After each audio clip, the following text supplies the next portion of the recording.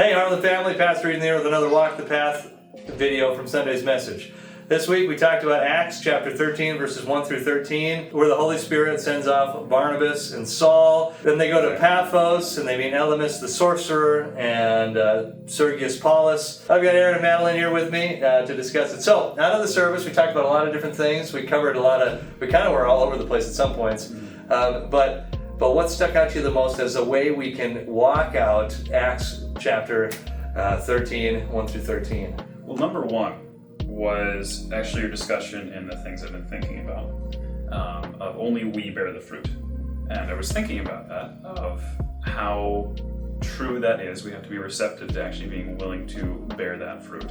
If God has actually placed us in the world to be not the only vessels, because I think that God also demonstrates His nature and His goodness through the creation of the world itself, nature. But the living, the Jesus with skin on representation of that is us, and we're the only people who are going to be able to give and show that fruit of the Spirit. Yeah, so if we shut that down, and so to practically walk the path, we need to be cognizant of the fact that we are not only just supposed to be demonstrating the fruits of the Spirit, we need to, and are the only people going to. Because I can't remember, Isaiah saying, "Here I am, send me. Here I am, send me," and then if no one goes, who will? Maybe that's not in the Bible, but that type of thing. You get the thought. Yeah. You get the thought. Yeah. I think it's in 1 Corinthians. If how can anyone hear the message unless somebody says it? And how can anyone say it unless they are sent? And how can they be sent? And it goes through this thing like it's us who bear the message, right? Yeah, that's good. Madeline, you have any thoughts? What I was thinking more was that we aren't all called to evangelism 100% of the time. Of course, God can use me, every once in a while maybe to evangelize to a patient or coworker, but sometimes I feel like I'm failing when I'm not evangelizing 100% of the time, or much at all. But that isn't everybody's calling, and I think what I actually feel called to do on a day-to-day basis is to be the best wife that I can be, and the best big sister that I can be, the best friend that I can be, just to the people who are around me, because other Christians need people to minister to them too. So. Yeah, and they'll know we're Christians by our love, right? And so part of that example isn't always just like you're saying evangelism. That's a good thought. Just being a consistent believer that shows the character and the fruit of the Holy Spirit, right? Aaron, you have any thoughts? I do. I wrote down a couple more things. Ears to hear. Ears to hear, deprivation makes this more. In that, when you were talking about depriving ourselves either through fasting, whatever you're fasting, and creating those empty spaces, like something you did throughout the month of August. Doing that is when you create the opportunity to hear God. Connected to that was the other thing of spending time with the Holy Spirit. I said this in service. Spending time with the Holy Spirit, you get to know His voice. In the same way that if you spend time with anyone on earth long enough, a friend, a spouse, a child, you get to know their voice better than anything. You cannot recognize it in a crowd. So in the same way with God, through the Holy Spirit, if you get to know the Holy Spirit's voice, you're going to be able to recognize it immediately. But the only way that you can get to know the Holy Spirit in the same way that you get to know anyone else's voice is spending intentional, consistent time with them. And so we need to do that with God as well. And the way we do that is by eliminating all distractions and by simply being there present with the person. Something that practically we'd also do in a social situation. It's true, yeah. Putting down the phones, turning off the TV, turning off the podcasts in the car, and actually just communicating with the person. We do it socially, why can't we do it spiritually? That's a really good thought. I hadn't thought about that. We do all these things socially. Yeah, that's really good. But we don't do that. We don't think we need to do that with the Lord for some reason. No, we think it'll just happen naturally. Wow, that's really good. I might put that on my things I'm thinking about. Oh, nice. I made it. The last thing that I put on here is our limitations give us the space to pray and hear. And so,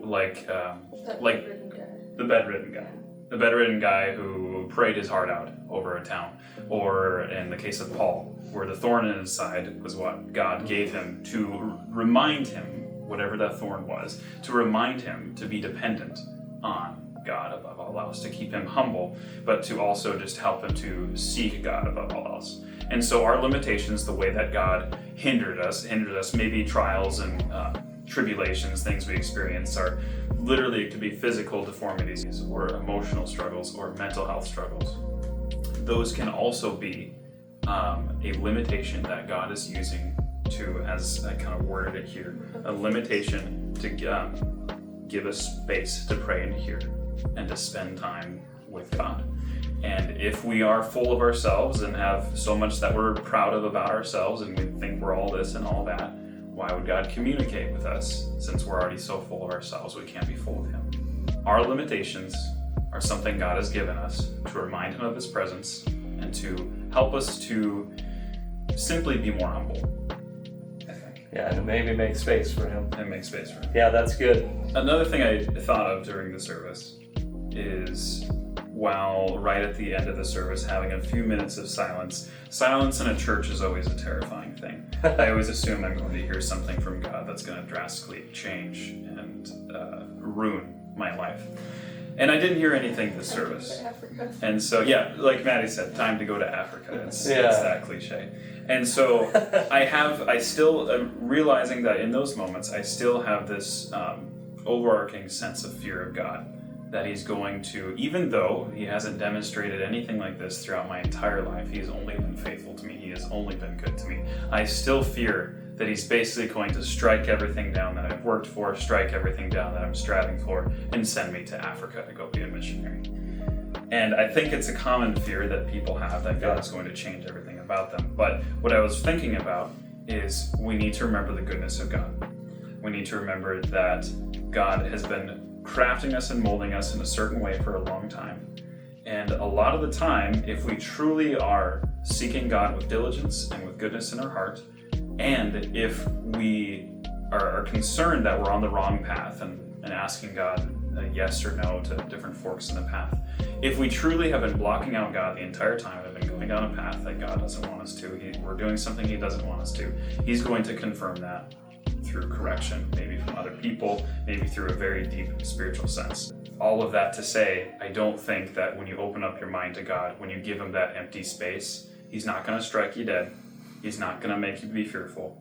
And you shouldn't be fearful that He's going to revolutionize your life and try to take everything away from you, because He's been crafting you for as long as you've been alive to do a certain thing, to have a certain vocation, to be in a certain place. And so maybe that is a missionary in Africa. That's obviously not a bad thing. But maybe He has been crafting you to be the best father, mother, brother that you possibly can be, wherever you are. That's a lot of stuff. That's good. That's good stuff. I was just going to agree. One of those many prophets, that evangelical churches always have, come to their church and inspire everybody once a year. One of them told my parents, one of your kids is going to die in Africa. And then my mom was like, I know it's going to be Maddie. What? And I was like, what? So then from the age of 10 up, I was like, I'm going to die in Africa. And I was always scared. Man. And I was like, no, I never felt that call to go there. And I think kind of like Gladys Aylward and Hudson Taylor, they felt the pull for a long time. Yeah. And they had it in their heart. They loved those people. They read about them. They were kind of obsessed with them. They're like, I need to go. Like they had that. I don't think that God is just going to be like this place that you've never heard of. I don't think He's just going to be like, bang, you have to go, and you're miserable and you're crying and kicking your feet and screaming. I think He put that love in your heart, just like He puts the calling in a mom's heart. He calls many women to be moms. I think He puts that desire in their heart just to want to be a mom. I don't think He's just like, ha, you're a mom and you're pregnant and you're miserable. Yeah, you're right though. I think throughout Acts we're going to see that, just like in what we read today, that the Holy Spirit often says what's already on somebody's mind. But He's already been kind of building up within them. Planting seeds. And even like when Paul is called to go to Rome, right? And he knows there's going to be great persecutions and hardships. And was it Philip and his daughters? I can't remember if I get this wrong, but he tied himself up with a belt and said, this is what's going to happen if you go to Rome. And Paul says, I know. I know this is what's going to happen. It's not surprising to me that the Holy Spirit is just maybe reminding him hey, this is the call. But Paul already knew that, right? And so oftentimes the Spirit will say what's already been bubbling, right? And so, but the Holy Spirit can't challenge us. I remember one time I was in prayer in my basement and I was praying and I felt like the Holy Spirit interrupted me and said, will you go to Somalia if I ask you to? And I was like, oh no. And, you know, like, uh-oh, it's happening. Yeah. And I thought about it, and I had to like reposition my internal, you know, my heart. And then I said, yes, Lord, I'm willing. And I felt like the Holy Spirit responded and just said, good. Just kidding. It was just like a test. It was like, are you willing to do whatever I ask you to do? And it took me a while, like a few minutes to like, okay, yes, I will, you know? And then he was just like, okay, you know, I didn't want you to, I was just seeing if you were willing. And that was scary, you know? It's almost like I have the assumption that God is going to shipwreck my entire life. Yeah. That's how it God's feels. gonna be like, my plan is for you to be miserable and then die alone. Yeah, but I think that's part of it too, is in John, like the parable of the vine, if we abide in him and he in us, right? Well, if we're abiding in him, then he is going to be building up like a sense of his will in our lives, right? And I think you'll know, like, oh, I should be doing this. I have these giftings. I have these things. And so you're leaning in this direction. And if the Holy Spirit speaks, it's usually going to be like, here's confirming where I'm already sending you, you know, where you already feel like you're going. Yeah. And that's not always true, but I think in the generality, I think it's pretty true. And so, Walk the path, Heartland. We socialize with people all the time, where we put the phone down, we turn off the TV, we turn off the podcasts, we turn off and we just talk to people. Doing that, we get to know their voice. Doing that, we get to spend time with our family and friends and we get to know them. And that's exactly what we need to be doing with God.